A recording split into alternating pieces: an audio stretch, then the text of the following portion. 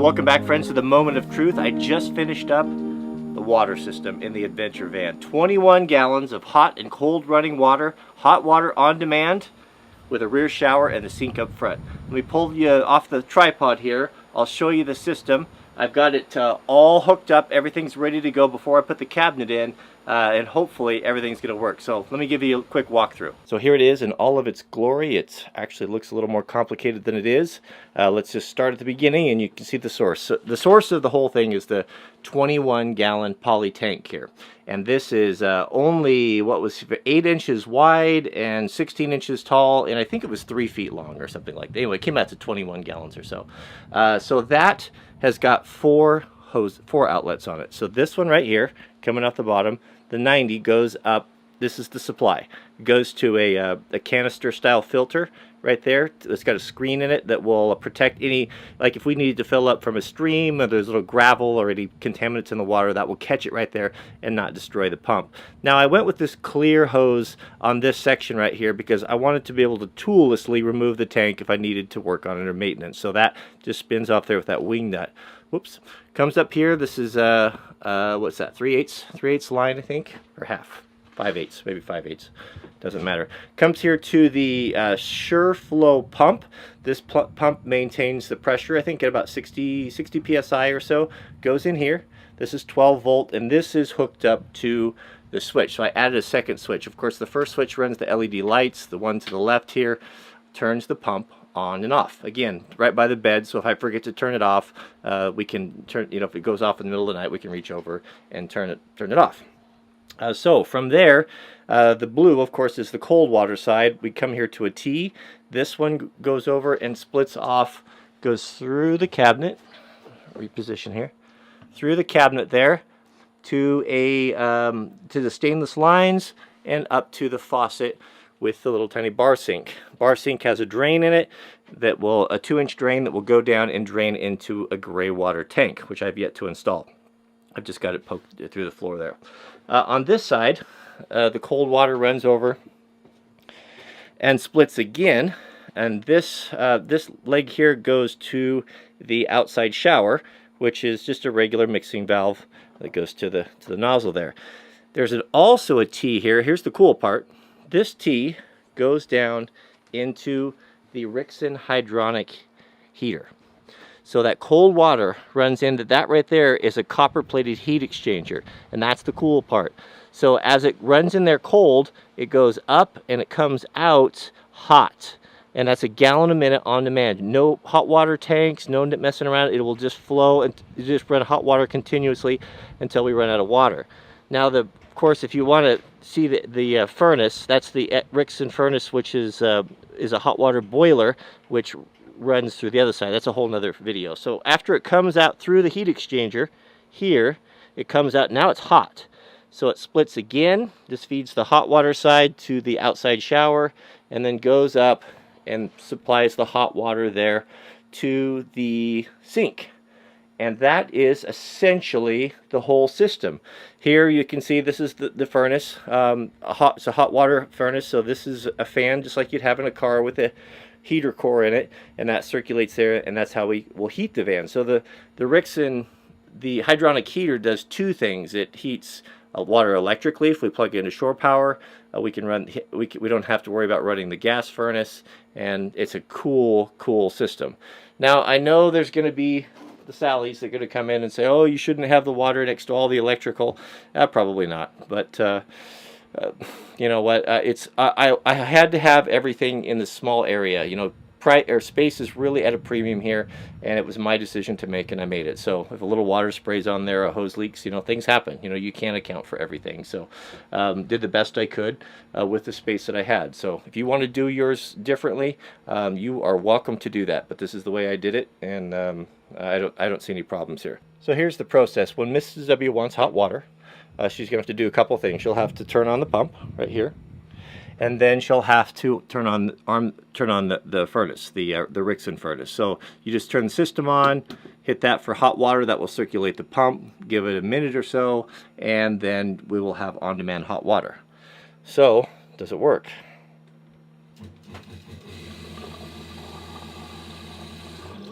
Okay, there's full flow.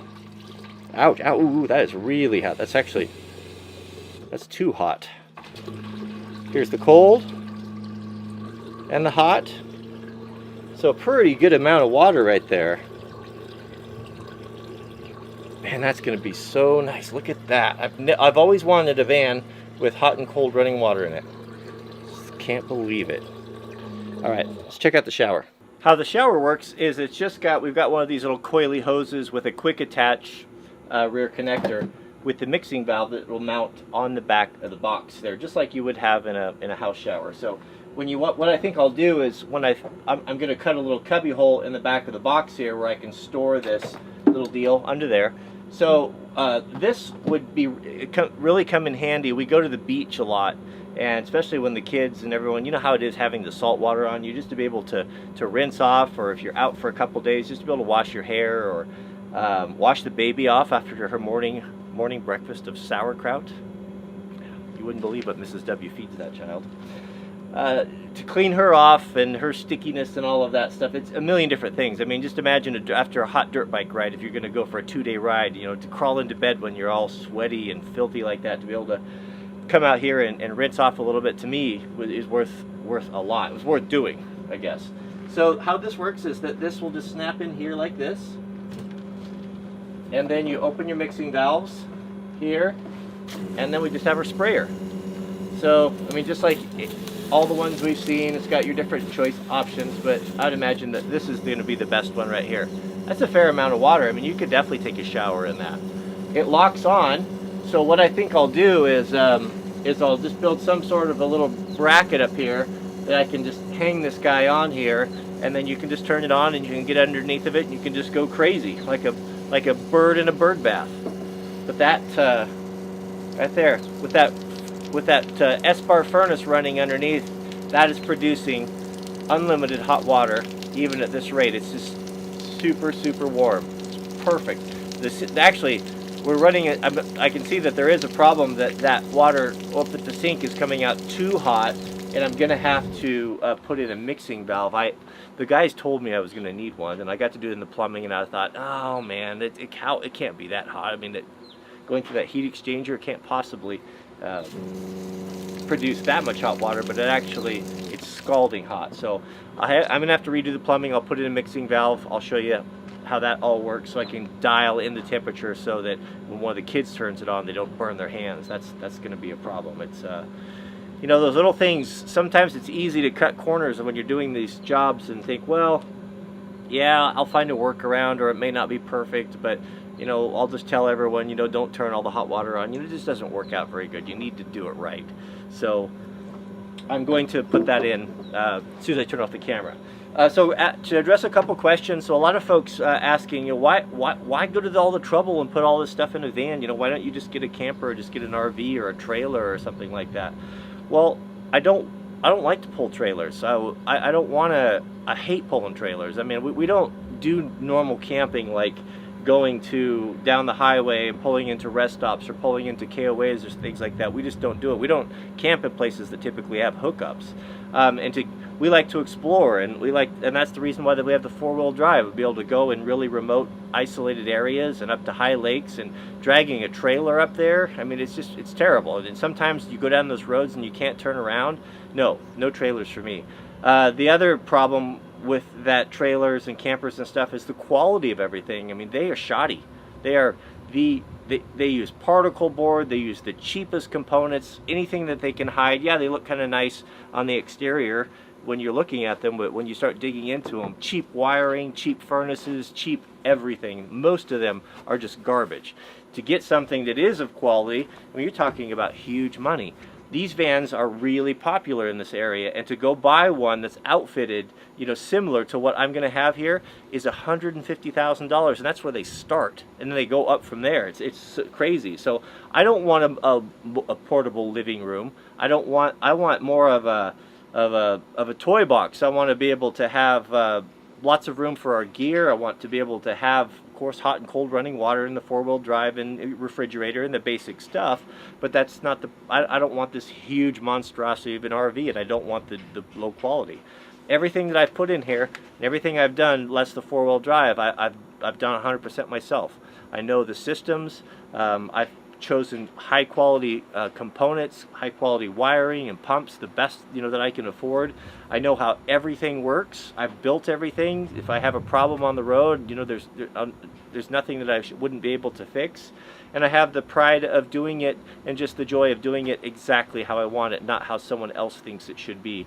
And that's important because what our lifestyle is and how we like to travel and how we like to camp, our family may not be the same as you. So that's why I've decided to do it. I've put a lot of work into this, and I'm very proud of what we've accomplished. So if you want to have a camper, drag a trailer around, go for it. Not everyone has the time and the ability to build all their own systems. And I understand it's a little bit daunting, and I was a little slow in getting started because it was a little intimidating because I didn't really understand all this stuff. But you just got to get in and start doing it, and most of the stuff I've done in here, I've done about 3 times. This furnace here, the Rixson, I've had to move it 3 times until I finally got it in the right position. So there is a learning curve. But the nice thing about it is if I ever did another one, man, I could do it in probably a third the time. Just from what I've learned from it. So I'll put in the mixing valve. I got to do the laminate and everything on the box and finish that all up, cut some vents in and stuff, and then I'll bring you back with the whole thing installed, and then we'll see how it works. I got to chase down a few leaks here too. So thanks for watching. Hope you enjoyed the video, and we'll see you guys on the next one.